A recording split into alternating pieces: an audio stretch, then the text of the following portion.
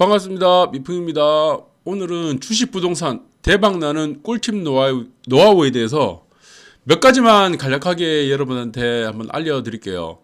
자, 다 모든 것을 시간이 제한되어 있기 때문에 알려드릴 수는 없고, 제가 알고 있는 거 몇 가지만 해서 여러분들한테 짧게나마 설명드리도록 하겠습니다. 주식 같은 경우는 저는 증권사 수익률 대회 1등을 수익률하고 수익금을 해본 사람입니다.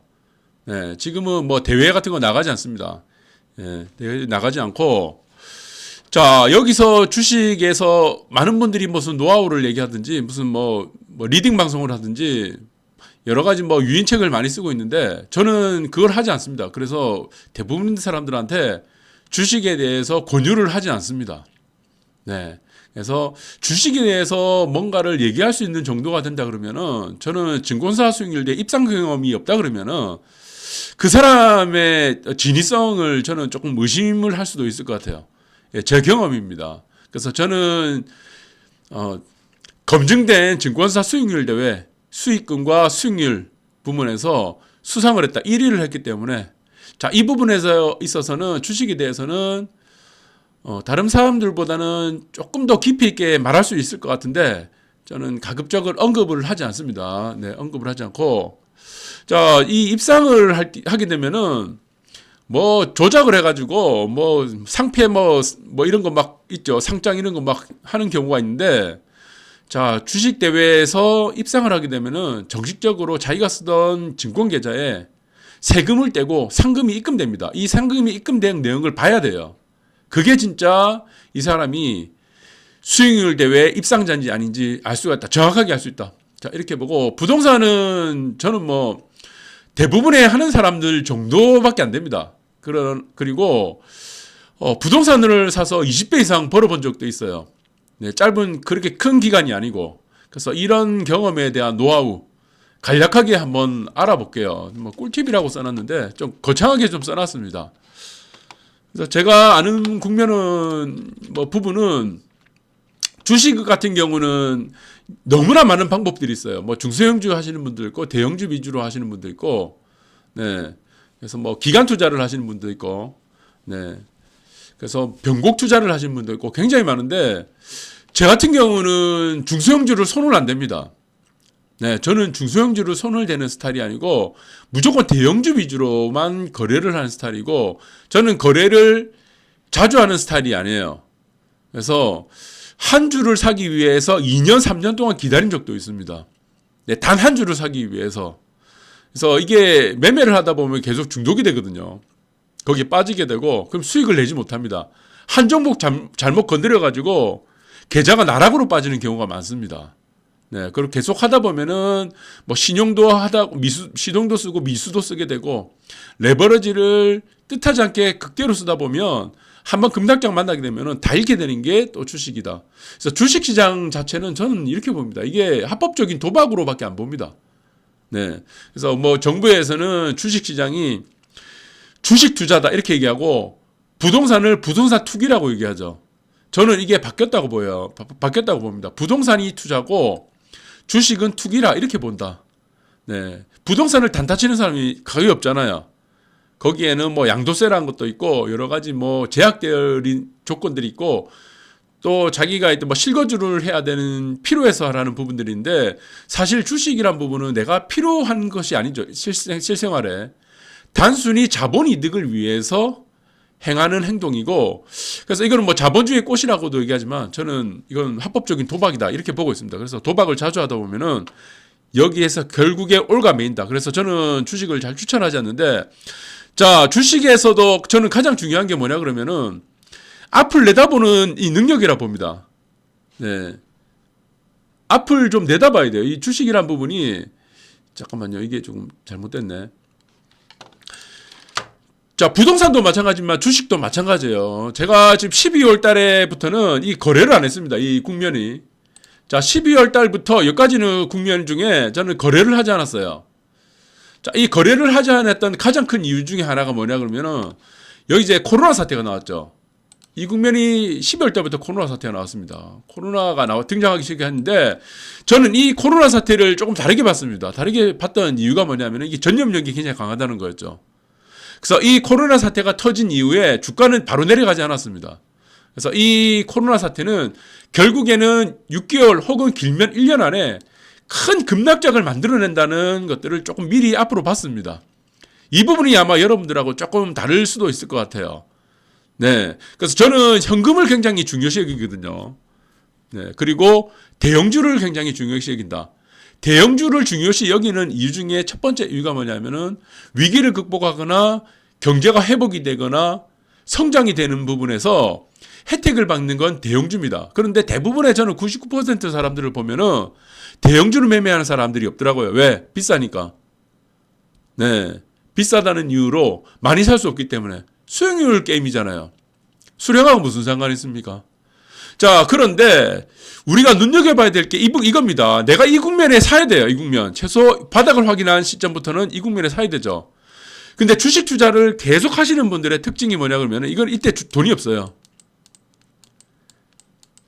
이때 주식을 갖고 있으면 안 되는데 급락장 때. 자, 코로나로 인해서 주식이 반드시 급락한다는 사실들을 급락한다는 것을 앞을 내다보는 눈이 필요한 거죠. 네, 여기서 가장 중요한 건 이겁니다. 현실을 직시하는 거. 이 현실을 직시한 다음에 미래를 내다봐야 된다는 겁니다. 네, 그 부분이 굉장히 중요하고, 자, 우리가는 주식을 볼 때는 항상 일반인의 눈으로 보는 경우가 많습니다. 주식은 지금의 가치를 보는 게 아니에요. 항상 앞으로의 가치를 두고 보는 거다. 그래서 여러분들한테 항상 제가 강조하는 게 뭐냐 그러면은 주식을 반드시 해야 된다 그런다면은 꿀팁 노하우 중에 하나면 저는 대형주라 봅니다. 대형주를 매매하라는 겁니다. 지수 관련 대형주 중에 업종별로 분류가 있어요. 업종. 여러 가지 업종이 있죠. 업종 중에 있으면은 여기서 업종 중에 시장 지배력이 가장 큰 종목을 한두 개 정도를 엄선해 놓습니다. 업종이 여러 개 있잖아요. 자동차도 있고 전기전자 있고, 네. 여러 가지 뭐 업종이 금융도 있고 업종이 있는데 뭐 바이오도 있고 제약도 있고 그 업종 중에서 항상 대표 종목 한 개 혹은 두 개만 만들어 놓고 분류를 해야 됩니다. 자, 시장이 올라갈 때는 성격이 어떠냐면은 이게 테마가 형성이 되죠. 항상 주식시장은 미인 선발 대회와 마찬가지입니다. 누가 미인인가? 이거는 시대에 따라 다르죠. 그래서 이 시대에 따라서 다른 미인을 골라내는 겁니다. 사실 이 국면은 어렵지 않습니다. 이거 신문기사 몇 번만 읽어보면은 이 테마가 뭔지 알 수 있어요. 네. 여기서는 제약 바이오겠죠. 여기서는, 네. IT죠. 네. 뭐, 여기서는 또 뭐, 지금 뭐 또 새로 한다는 뭐 종목도 있지만 주로 올라가는 것들이 보면은 대형주입니다. 중소형주를 여러분들이 자꾸 중소형주를 많이 투자하는 이유가 단기간이 빨리 올라간다는 그 환상 때문인데 사실은 올라간 기간이 짧습니다. 올라가는 기간이 짧고 길게 내다봤을 때 수익률은 대형주에 미치지 못해요. 그리고 시세는 항상 반짝합니다. 자, 이 반짝하는 시세, 급등하는 이 중소형주를 찾기 위해서 많은 노력들을 하고 여기서 투자를 하지만 대부분이 실패를 합니다. 왜 실패를 하냐? 모래사장에 다이아몬드 찾기거든요. 그래서 다이아몬드 찾지 말라는 겁니다. 검증된 거 그냥 투자하세요, 대충. 자, 그리고 저는 이런 피레침이 나타나는 국면이 10년에 한 번이에요. 이런 10년에 한 번. 결정타를 주는 기회가 10년에 한 번입니다. 이런 급락장이 떨어질 때. 네. 그래서 중간중간에 보시면은 이런 피레침이 중간중간에 떨어질 때가 많아요. 이런 피레침이 한번 떨어질 때가 많은데, 네. 피레침이 떨어질 때 많은데 이걸 다 골라내기 힘듭니다, 사실은. 이런 피레침이 한번 떨어지죠. 밑으로. 위로가 아니고. 네. 그래서 저는 굳이 여러분들이 만약 이 재테크라는 수단 중에 부동산으로 굳이 돈을 번다 그런다면은 자, 현금을 보유하는 기간이 많아야 되고 자, 이 현금을 보유하는 기간이 충분하게 있어야 되는데 인내를 해야 됩니다. 인내. 좋은 주식의 가치가 순간적인 어떠한 이유로 급락했을 때 이 잡아내는 게 필요하죠. 그때까지 인내를 해야 돼요. 올라갈 때도 버틸 수 있는 인내가 필요합니다. 하락도 마찬가지고 상승도 마찬가지고 인내가 필요합니다. 예, 인내가 상당히 필요한데 자, 이 인내를 우리가 알기 위해서는 어떻게 된다? 자, 코로나 사태가 떨어졌을 때라는 부분들은 비경제적 요인이라는 부분들을 우리가 또 유심히 봐야 되는 거죠. 이거는 경제적인 요인이 아닙니다. 코로나 사태라는 거는 외부의 요인이에요. 경제 외부의 효과입니다. 그래서 이 코로나 사태는 반드시 정고점을 다시 회복하는 상승세가 나타난다. 그래서 이걸까지 시세가 기존의 가치가 평가됐던 가격 이하로 떨어졌을 때, 예, 그때까지 기다리는 능력. 그리고 이때 내가 현금이 있어야 된다. 주식에 물려 있으면 안 됩니다. 이 국면이 필요한 거죠. 자, 그리고 지금 이제 주식에 투자하려고 하시는 분들이 많을 거예요. 저는 앞으로 국면에서는 잠깐 한번 지어볼게요. 시장이 이렇게 좋은 경험은요, 좋게 올라가는 장이 있습니다. 이게 10년에 한 번 정도밖에 안 돼요. 근데 지금 시장에 뛰어드는 사람들은 현재의 주식 시장이 항상 있어 왔던 영원히 지속되는 거라고 판단할 수가 있습니다. 이게 오판입니다. 이렇게 좋은 시장은요, 10년에 한 번입니다. 한 번. 대부분. 네. 그렇다면 우리는 한번 생각해야 될 게 뭐냐 그러면은, 여기서 이제 새롭게 진입하는 사람들이 초과 수익을 얼마나 만들어낼 수 있냐, 이 부분을 한번 생각해야 됩니다. 저는 지금 시장에 최근에 뛰어든 사람들이 돈을 벌 확률은 1%밖에 안 된다고 봅니다. 1%. 돈을 벌 확률이 일단 1%밖에 안 됩니다. 그래서 지금 시장에 뛰어든다, 최근에 시장에 뛰어든 사람들의 저는 99%는 돈을 잃을 거라고 보고 있습니다. 네. 자, 그 이유에 대해서 제가 간략하게 언급드리면은, 최저점을 찍은 가격이 1439죠. 1450이라 치면은, 자, 여기서 최저점에서, 자, 올라가는 폭을 저는 일반적으로 120%입니다. 120에서 150%. 유일하게 200% 이상 3배죠. 올라갔던 국면이 있었어요. IMF를 극복했을 때입니다. 2000년도. 네. 이때가 유일하게 3배가 올랐어요.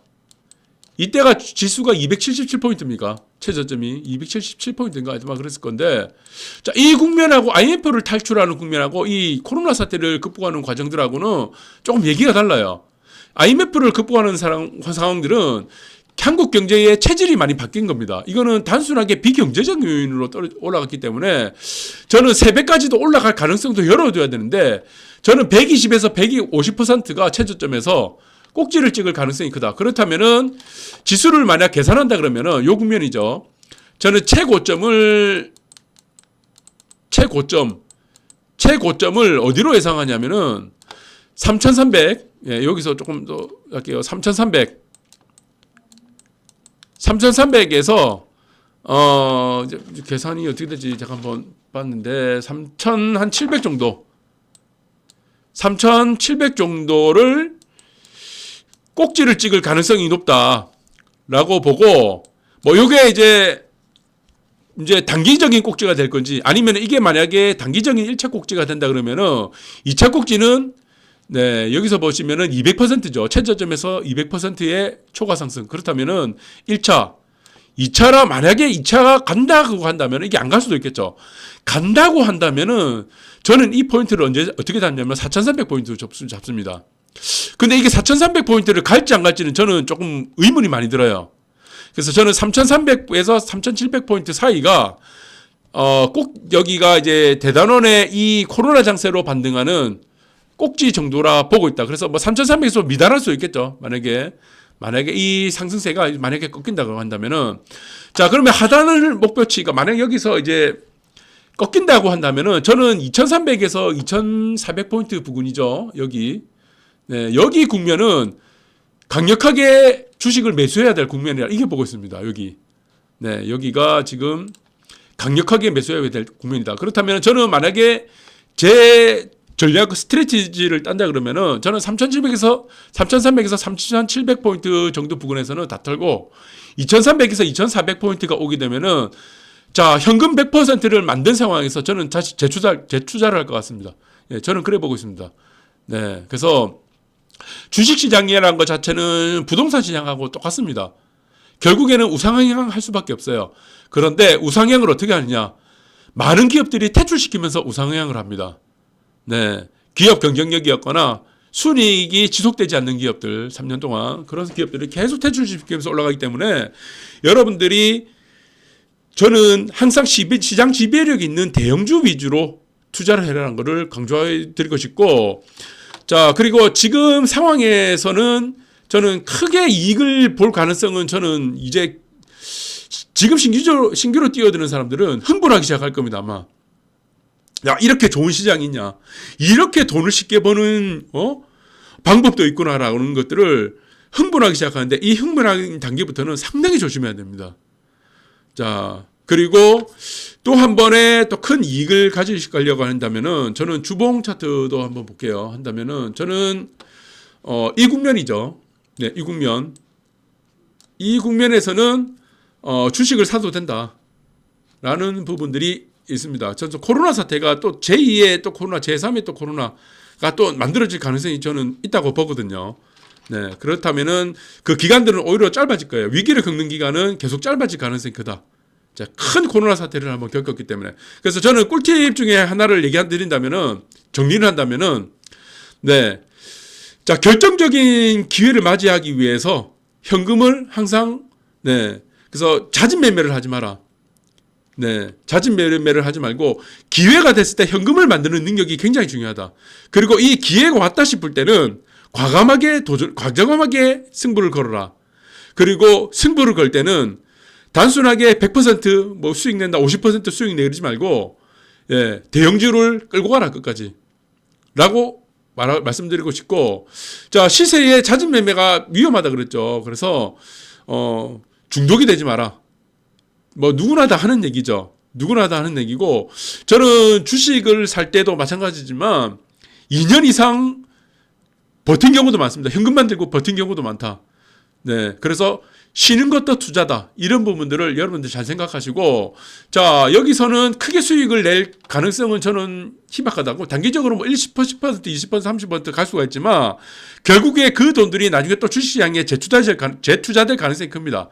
그래서 지금 시장에 뛰어드는 사람들의 99% 이상은 다 돈을 잃을 가능성이 크다. 저는 그렇게 보고 있습니다. 특히 중소형주는 매매를 하시는 게 좀 바람직하다고 보지 않습니다.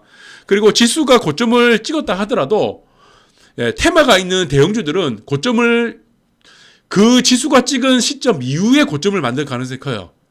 네, 그렇게 보고 있습니다. 그래서 지금 여기서 보신 것과 마찬가지로 제가 또 보시면은 여기 1차 고점 있죠. 2차 고점, 3차 고점 이렇게 되죠. 하나 고점 2개 만들고 3개 고점. 이게 뭐죠? 네, 이게 바로 헤드 앤 숄더입니다. 예, 헤드 앤 숄더. 그래서 여기는 오른쪽 어깨가 항상 첫 번째 어깨보다 높아요. 중간봉이 가장 크고. 그래서 이게 고점을 찍었을 때는 항상 이 사케다 삼천이 나올 가능성이 큽니다. 아니면 헤드 앤 숄더가 나올 가능성이 크다. 무너진다. 그래서 일자로 무너지는 경우는 상당 부분 힘듭니다. 그래서 이 대형주가 최고점을 찍은 이후에 오른쪽 어깨를 만들 때가 대형주는 신고점을 만들고 떨어질 가능성이 크다. 이 부분들을 여러분들이 참고를 하셨으면 좋겠습니다. 그래서 제가 시간이 제약되어 있기 때문에 자, 여러분들이 흔히 실행할 수 있는 노하우만 지금 얘기해 드린 거예요. 깊이 있는 노하우는 여러분들 얘기하면 또 주식한다고 또 난리를 칠 것 같아가지고, 기법들을 얘기해달라 그러기가 상당히 저도 부담스러워요. 예. 자, 이 부분들을 여러분들 조금 양해를 해 주셨으면 좋겠습니다. 예. 그래서 기법들을 여러분한테 얘기를 해달라 그러면 저는 아마 수십 가지 정도, 한나절 정도 얘기를 할 수 있는 것 같은데, 그래서 조금 그런 부분이 좀 있습니다. 그 다음에 부동산에 대박 나는 꿀팁 노하우. 저는 20배까지 벌어봤습니다. 몇 년 안 돼가지고. 여러분들이 부동산을 한다 그러면은, 자, 쉽게 하는 방법이 있죠. 주식하고 똑같습니다. 부동산 한다 그러면은, 저는 주식도 대형주죠. 제일 좋은 대형주. 업종 내에 업종 지배력, 마켓시어가 높은 주식들. 가장 안전하기 때문이죠. 퇴출 위험이 없습니다. 부동산도 마찬가지. 아파트를 사더라도 가장 입지가 좋은 곳. 지금은 각광받지는 않지만 가장 입지가 좋은 곳을 사면 됩니다. 네. 언젠가 개발 다 돼요. 땅값이 가장 좋고 최이호주에 있는 곳. 네. 그 아파트는 결국에 어떻게 됩니까? 3, 4배 그냥 먹어요. 버티고 있으면은. 그런데 20배 정도를 벌 수 있는 방법이 있습니다. 여러분들. 작은 돈으로.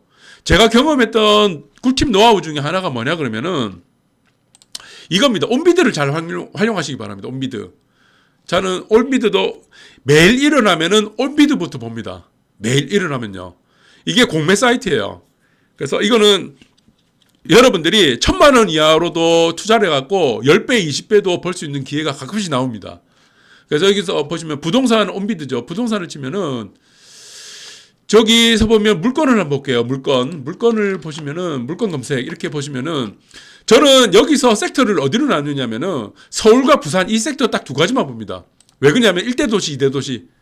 수도권은 잘 안 봐요. 수도권을 잘 보지 않고 자, 부산과 서울에 주로 어디를 보냐면 역세권입니다.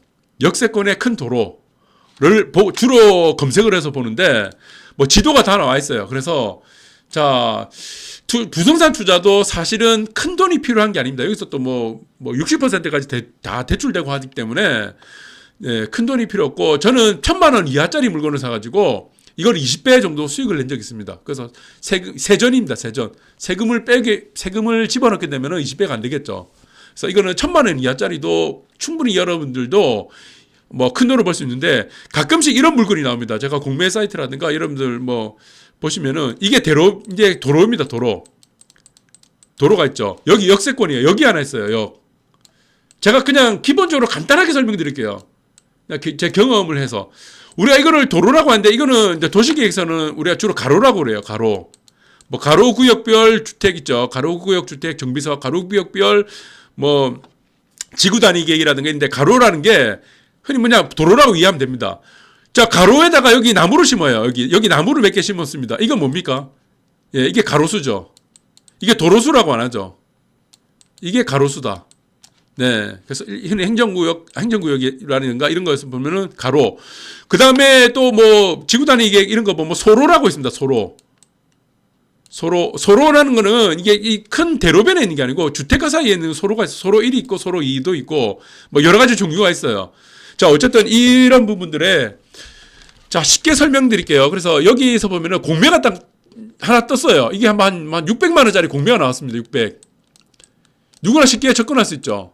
이거는 뭐 카드로 오는 거 가지고 살 수도 있고, 예? 무슨 뭐 신용, 뭐 카드 대출이에요. 신용 뭡니까? 예, 현금 서비스도 살 수 있는 거예요. 왜 그러냐면 이 600만 원 중에서는 또 60% 대출되잖아요. 많이 해줄 때는 80%까지 해줍니다. 그런데 지금 같은 때는 이런 좋은 물건이 안 나와요. 침체가 됐을 때 한 몇 년 전에 이런 물건이 가끔씩 나왔거든요. 그러면은 60% 혹은 뭐 80%까지 대출된다 그러면은 자, 6636 360만 원이죠. 뭐 최하 360만에서 420만 원까지가 대출되면은 이 물건을 살 수 있는 금액이 실질적 금액이 180만 원이에요.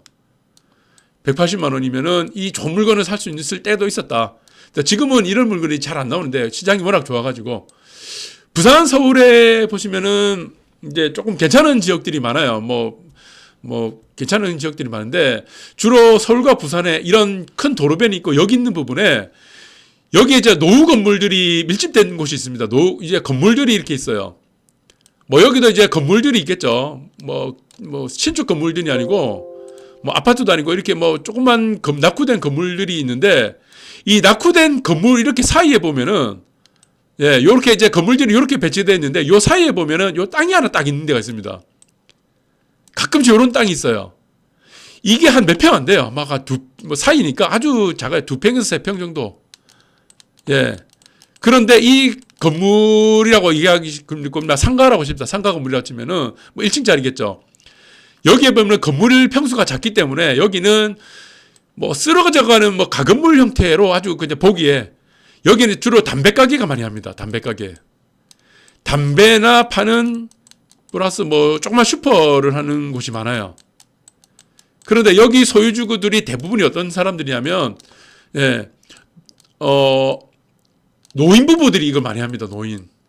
그런데 이게 왜 공매가 나오죠? 공매가 이렇게 나오는 경우가 있어요. 왜 공매가 나오냐면은 이 노인 부부가 뭐 여기서 생계를 영위하겠죠. 이제 생계를 영위하는데 뭐 장사를 하는데 여기서 이 노인분이 다단계거나 혹시 아니면은 보이스피싱에 딱 걸리는 경우가 많습니다. 그 재산을 다 탕진해요. 여기서 이 건물을 대출을 받아갖고 여기서 뭐 대출 뭐 한 1,000만 원 받아갖고 다 집어넣는 경우입니다. 이게 압류가 되는 경우가 있습니다. 가끔씩 이런 경우가 있어요. 자, 이 건물 사이에 이 땅이 사실은 용도가 별로 없죠. 우리가 보시면은 앞에 건물에 보면은 이게 건물의 한 3분의 1이 여기가 근린이 나오는 경우도 있어요. 근린 상가도 나오는 경우도 있고 아니면 이 건물 중에 1층은 뭐 상가, 2층은 3층은 또 주택인 경우가 있고 이거를 이제 상가 건물 뭐 상가 복합이 건물이라고 하죠. 상가주택 건물이라고 그러고 상가 건물인 경우도 있고요. 자, 그래서 여기서 보면은 또 여기서 보면은 건물 중에 보면은 땅이 여기 있습니다. 땅도 있고 이 건물도 같이 있는 거예요. 그 사실 이 건물은 어떻게 되냐면은 요 도로가 있죠. 이렇게 돼 있죠. 여기는 상가죠. 이게 상가고 이게 땅이에요.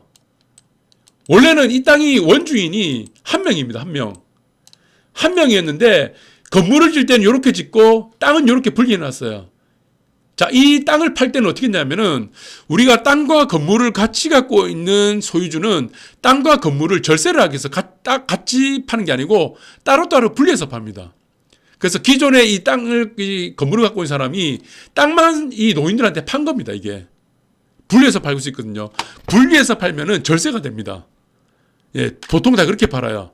그래서 이 건물만 갖고 있는 사람들은 건물만 팔지만 땅과 건물을 같이 갖고 있는 사람들은 항상 보면은 매각을 할 때 같이 팔더라도 분리해서 매각한다. 그래서 이 땅만 판 경우가 이 땅을 판 경우가 옛날이겠죠, 아주.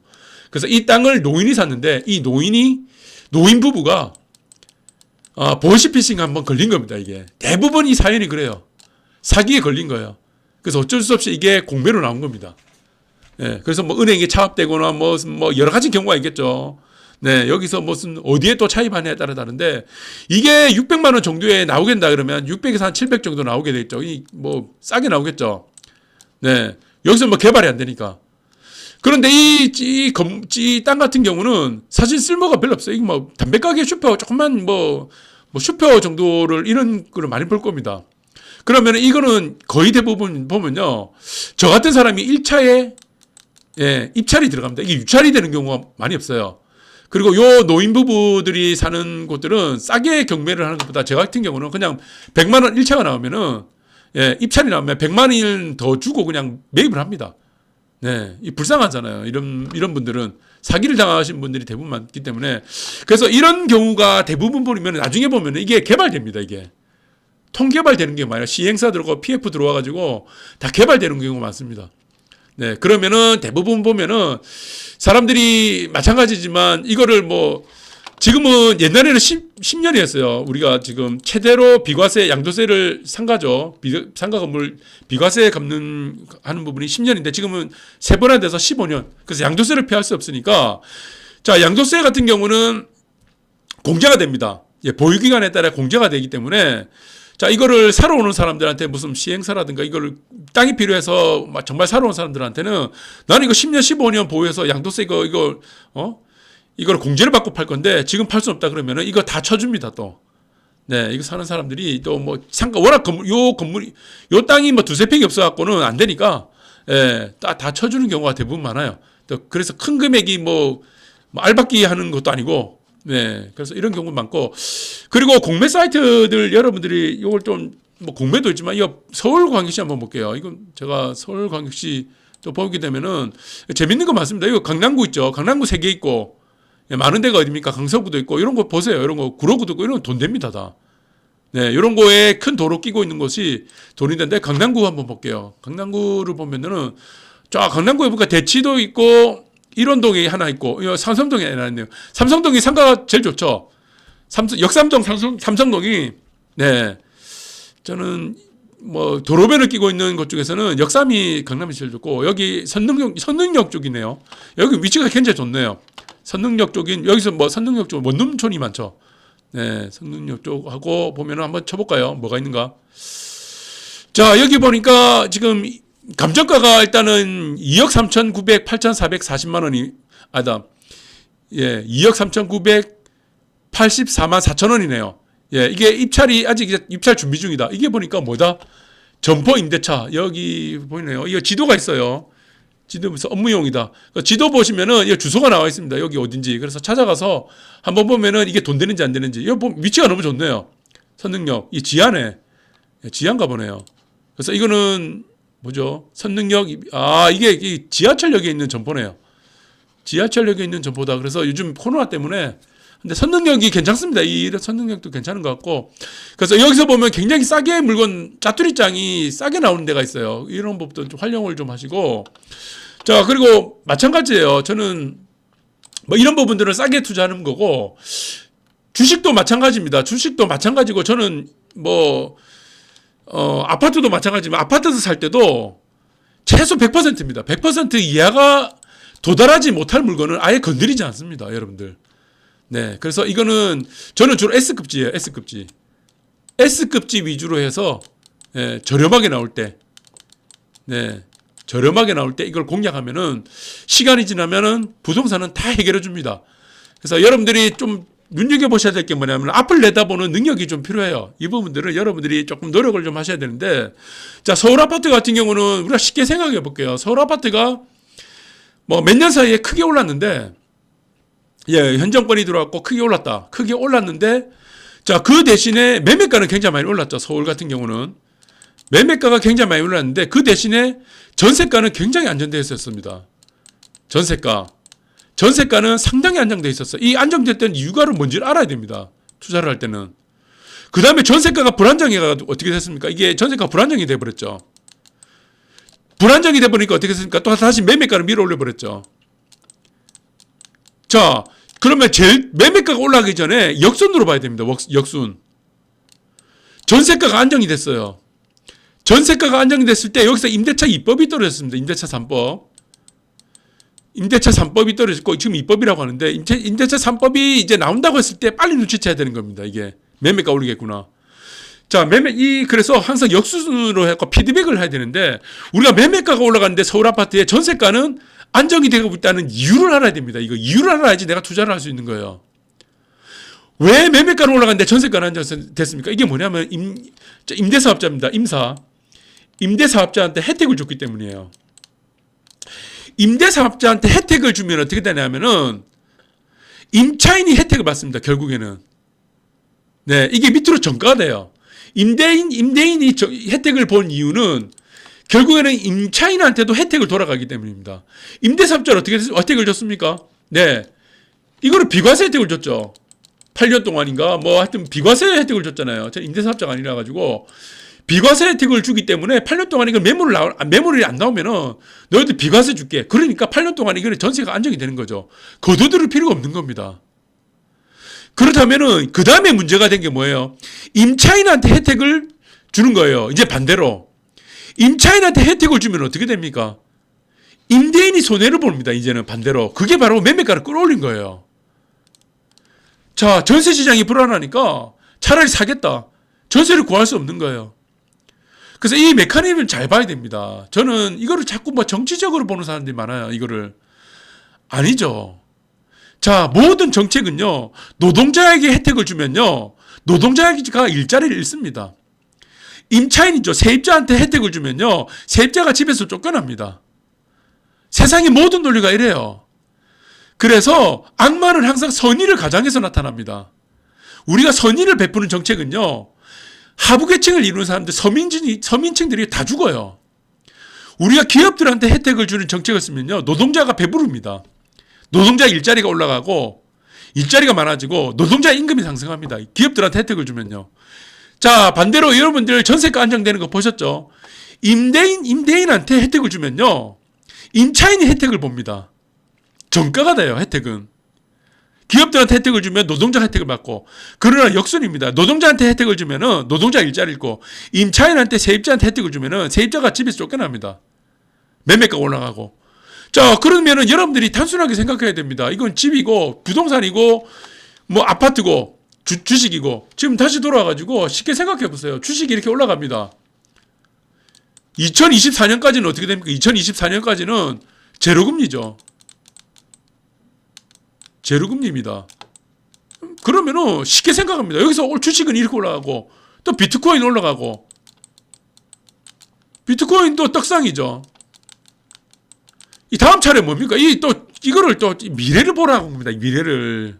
맞박을 치면 미래를 보라고. 이게 안 봅니다. 이 사람들이. 지금의 열광하는 주식시장에 눈을 자꾸 이걸 집중해요. 이제 이거는 여기서 들어가도 이제 이 국면에서 이게 안 나는. 여기서 어떻게 되냐면은 부동산이에요. 결국에는. 순환입니다. 순환다. 시장 경제는 모든 전 세계 글로벌 시장은 다 순환입니다. 순환. 다음 차례 또 부동산 되는 거예요. 이게 언제부터 시작됩니까? 네, 맞박을 치고 제 지난 영상 다 보시기 바랍니다. 자, 아시겠습니까? 지금은 이 주식시장이 자, 열광하고 있는데 이 주식시장이 어느 정도 시한이 돼가지고 뭐 계속 올라가겠죠. 이렇게 막 올라갔다가 예, 이렇게 뭐 꺾이는 정도가 되겠죠. 여기서는 또 초과 수익이 안 난다 그러면 여기서 빼는 사람이 있습니다. 저 같은 사람들이. 네, 빼게 되면은 여기 이 빼는 금융들이 돈이 어디로 가냐? 부동산으로 갑니다, 이게. 그래서 부동산이 뭐라고 했습니까? 지난 시간부터 주식시장이 항상 후행한다. 네. 자, 저는 이제 꿀팁이라고 말씀드렸는데 제가 다 이거를 설명드리기가 좀 힘들 것 같아요. 그래서 개략적으로만 여러분들 쉽게 할 수 있는 부분만 제가 몇 가지만 언급해 드렸습니다. 제가 이거 꿀팁이라는 것들을 노하우로 다 얘기하면은 난리 납니다. 난리 나는 게 아니고 하루 종일 걸릴 것 같고 여러분들이 뭐 이거 뭐 투자한다고 또 난리 칠 것 같아가지고 저는 좀 자제를 해야 될 것 같다는 생각이 들고 저는 뭐 시간 날 때마다 여러분들한테 필요한 것들만 찝어가지고 언급해 드리도록 하겠습니다. 자, 오늘 방송 여기까지 하도록 하겠습니다.